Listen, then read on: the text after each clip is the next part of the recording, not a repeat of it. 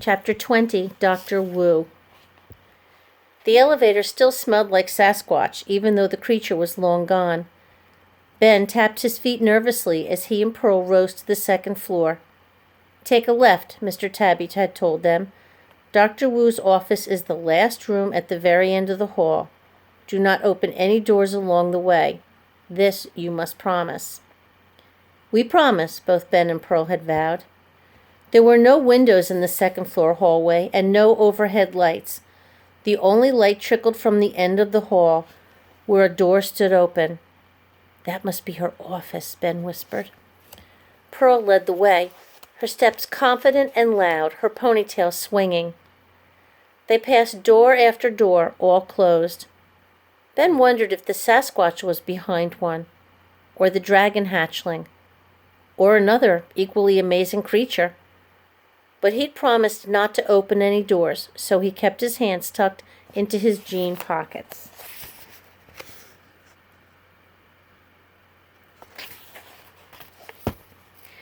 About halfway down the hall, Pearl's footsteps slowed. Then she stopped walking. "My mom and dad will be wondering where I am," she whispered. "Maybe we should leave."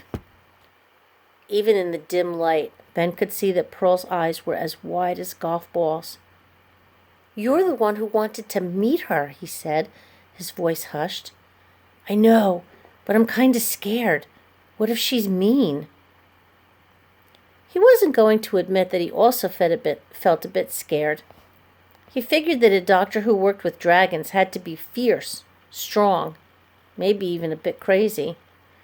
"Don't you want to find out about the imaginary world?" Pearl nodded, but she didn't budge. "Come on," Ben said, "we'll walk together." And so, with matching footsteps, they started walking again. A few moments later, they arrived at the open doorway.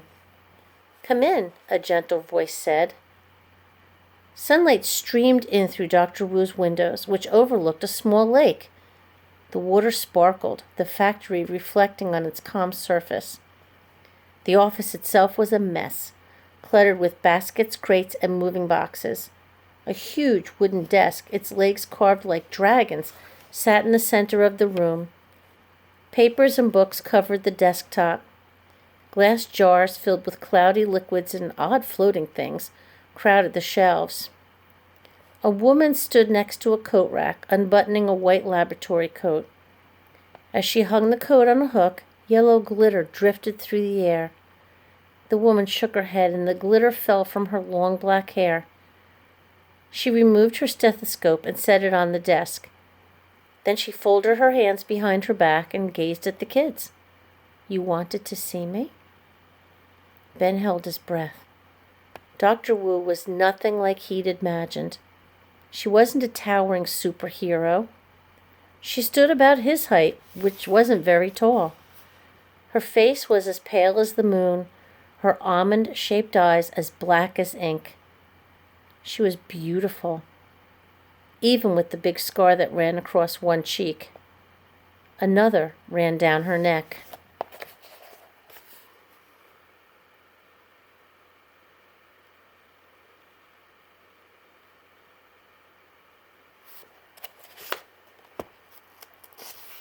"Hi," Pearl said. Then she nudged Ben. He released his breath. "Hi," he said. "Please sit down." Ben settled on a stack of boxes, as did Pearl. After brushing yellow glitter from her skirt, Dr. Wu sat at her desk and faced the kids. "I've just returned from a house call, so I haven't had time to clean up the fairy dust." "Fairy dust?" Pearl whispered. Dr. Wu tapped her fingers on her desk. Her right index finger was missing. Ben remembered the paper he and Pearl had signed about not blaming Dr. Wu if something crushed, stomped, vaporized, or bit them.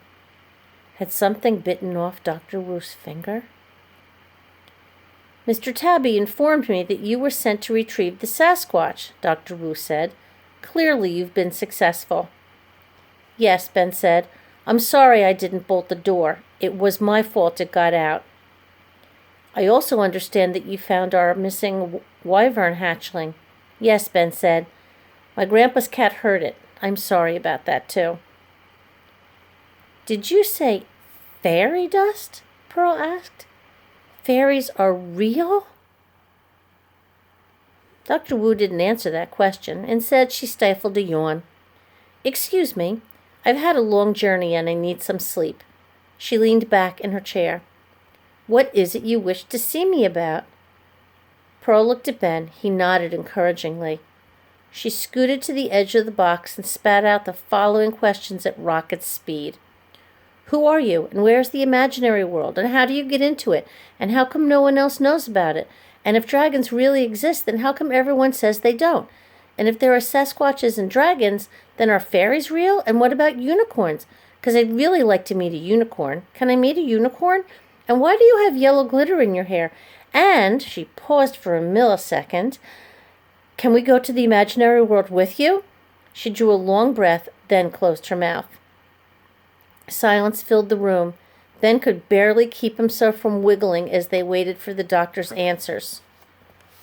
Dr. Wu suddenly sat up very straight. It is always a challenge to keep my hospital a secret, and you two already know more than you should. Her gentle voice turned dark and serious. Something flashed in her eyes. I'm not sure what to do about it. Were they in trouble? Ben shifted nervously. Was Dr. Wu going to tell his parents that he'd caught that big mess in the senior center? And that he captured the mulberries with a net? You don't have to do anything, he said. We won't tell anyone about the hospital. That's right, Pearl said. And we won't tell anyone about the Sasquatch. Or the hatchling, Ben said. We promise, Pearl said. Yeah, we promise. Dr. Wu did not appear convinced by these eager promises, for her brow remained furrowed, her lips pursed. She looked from Ben to Pearl and back to Ben. Ben smiled, trying to look like a boy who had always told the truth, not like a boy who made up stories. What was the doctor thinking? She looked at Pearl again. Pearl smiled too, the big gap looking like a piece of black licorice stuck between her teeth. Dr. Wu pressed a button on her desk intercom. Mr. Tabby, we have a serious breach in security. Do you have any suggestions? Mr. Tabby's voice drifted from the speaker.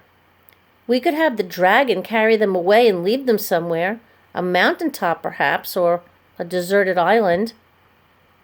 That is an option, Dr. Wu said, but what if they were rescued? They'd still know our secrets. Very true. Mr. Tabby paused for a moment. Ben was about to assure Dr. Wu, once again, that he'd tell no one about the hospital when Mr. Tabby said, I have a brilliant idea. We could leave them with the Cyclops. He's always hungry. You have a Cyclops? Pearl asked. That's so amazing. Ben couldn't believe Pearl was more interested in the fact that Dr. Wu had a Cyclops than the fact that she might feed the kids to the Cyclops.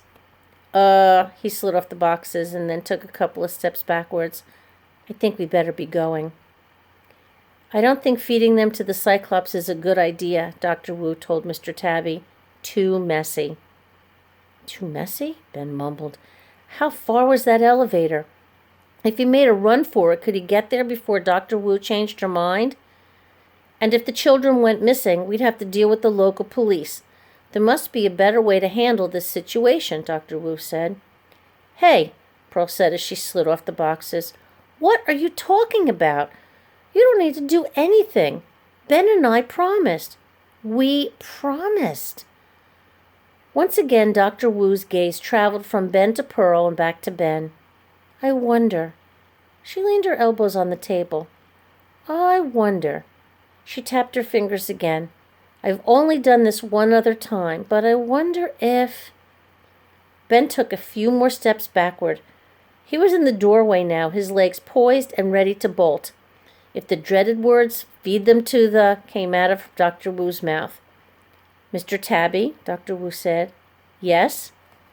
I think I have the solution. Dr. Wu's face relaxed.